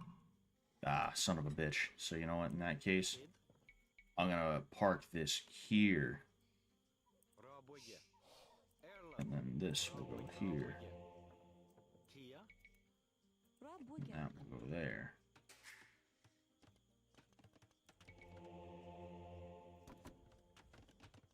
Ooh, that's not good. He immediately started fucking... He immediately jumped up and scored.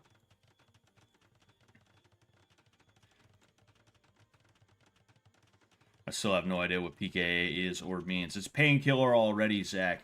It's Woody's gamer tag, who was a Call of Duty streamer back in the day. There is okay, perfect. What was that?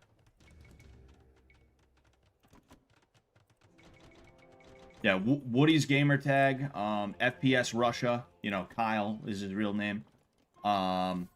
They started a podcast with Wings of Redemption. And eventually Wings of Redemption departed, more like he got kicked out. And they went through a couple of different hosts, and eventually they landed on Taylor Merca Durka, and he became the third man, the third mic, if you will. You know, he does a lot of good stuff on the show, though, for sure. You know, he's not a... There we go. You know, Taylor's no slouch. He knows how to make a good show. You know. Ah, man. Dude, get out of the way, you fucking idiots. Holy shit. What is this idiot doing?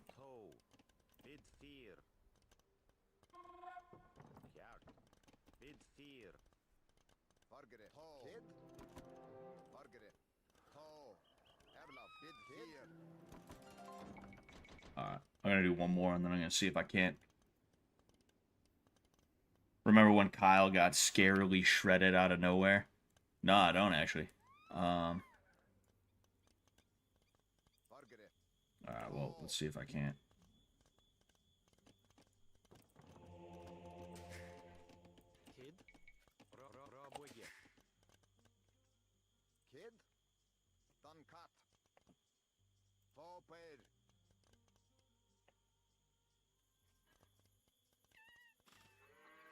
Ah, son of a bitch. That's not the worst, though, because he's not going to be able to get me. But if he's smart, he's going to... If he's smart, which he might be, if he's smart, he's going to, you know, fuck that. You over there, and then there. Ah, he is smart. Damn. Ah, well. Get the fuck out of here.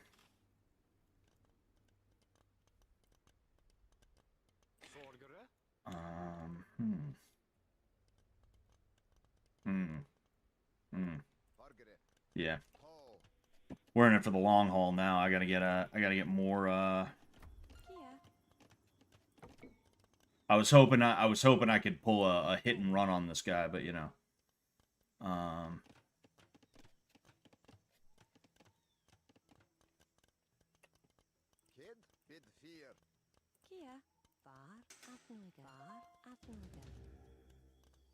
What is this idiot doing? Dude, if you haven't seen the pictures, you gotta look up at some point. He was jacked as fuck and looked like an actual subway map. That's funny. He hired more plates, more dates to give him lifting and drug protocol. Ah, I see. That makes sense. I mean, yeah, if you're a YouTuber, you might as well use YouTube guys for a, you know. Let's go there. Come on, man.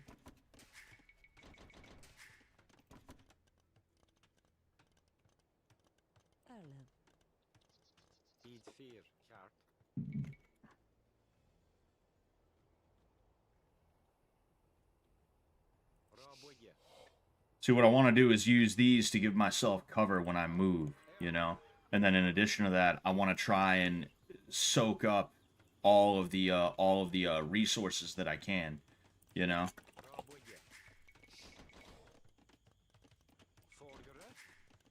Bastard. I need wood.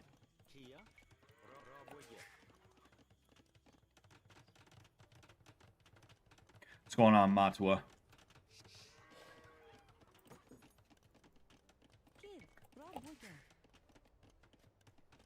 Are you familiar with the Spetsnaz dude? Valdemir Vasiliev? He sounds familiar. The last name sounds familiar, at least.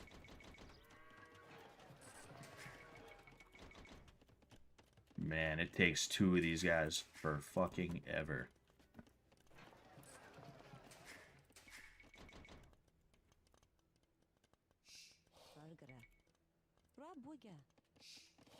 So I'm gonna have to try my best to, you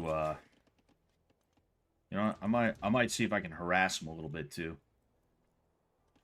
But other than that, my main concern, I'm not very good at booming is my issue. I gotta get a lot better at booming than I am. You know.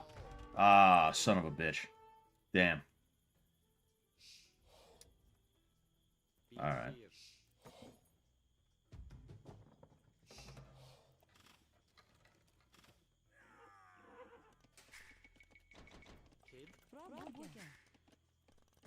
See, it sucks because you don't want to play too greedy, but also you got to be kind of greedy. He has some interesting views on knife defense, gun defense, and carjacking defense. Oh wait, is this one of those fucking Sistema guys? Sistema's full of shit. Don't ever believe anything any of those guys say. They don't know what they're doing, you know?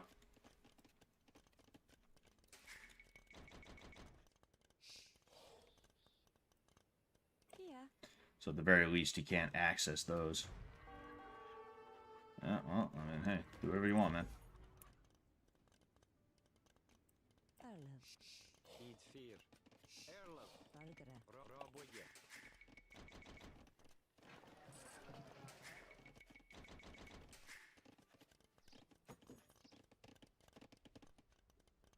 Alright, what do I got? I'm about to have 2, 4, 6, 55.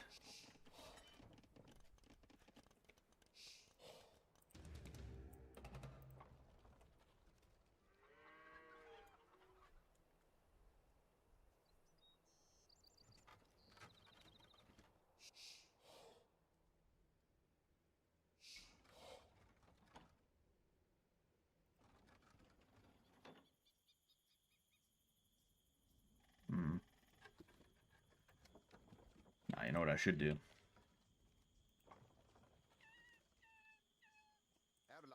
Just in case. I want to harass him a little bit. I want to make him think about it, you know? Even if I don't actually plan on doing much, if anything, with that. Ah, fuck, you hit Imperial. You see, I play it's not even that I played too greedy. I'm just not good at booming, you know? When I'm in a place where I have to boom, it's like, ah, damn, you know? Like shit.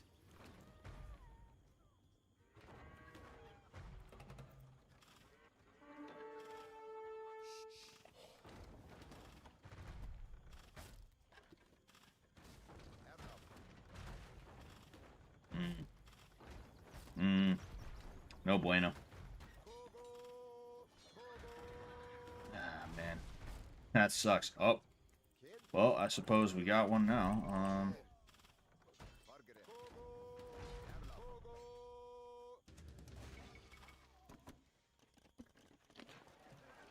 Oh, shit, what am I doing?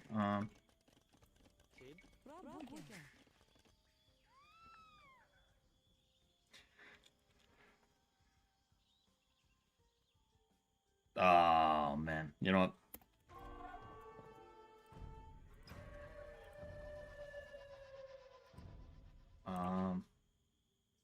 Yeah, you see, he was able to boom like way before I was able to boom. So because of that, his Vil high got a lot higher than mine was. You know, it's just eco is still my bottleneck. You know, eco is everybody's bottleneck, but it's especially mine. You know, and it's frustrating. It's annoying. You know, but it is what it is. Anyway, I'm gonna get out of here though, guys. Well, I got a little under 3 minutes. I got a little under 3 minutes. I apologize for the quality of this stream. It's like I've said, too much shit is getting in the way of my streaming. Where like I have days where I'm supposed to be doing things and I can't because something comes up and I got to do this thing that day or whatever. And it's like it makes me so angry when shit like that happens, dude. Like I'm a creature of habit. I don't feel all right unless my routine is being adhered to, you know. So because of that, I'm sitting here thinking this was going to be a really good stream where I talked about something very important and I was going to make it work and all that other stuff, and I just could not. It just did not happen because instead of what's it called? Instead of doing what I want to do, instead of doing what I need to do, I had to fucking like do other bullshit, you know? It makes me so mad, dude. It makes me so fucking mad. But yeah, so I apologize. I apologize for that. Yeah, I saw what the opponent said, Zach. But yeah.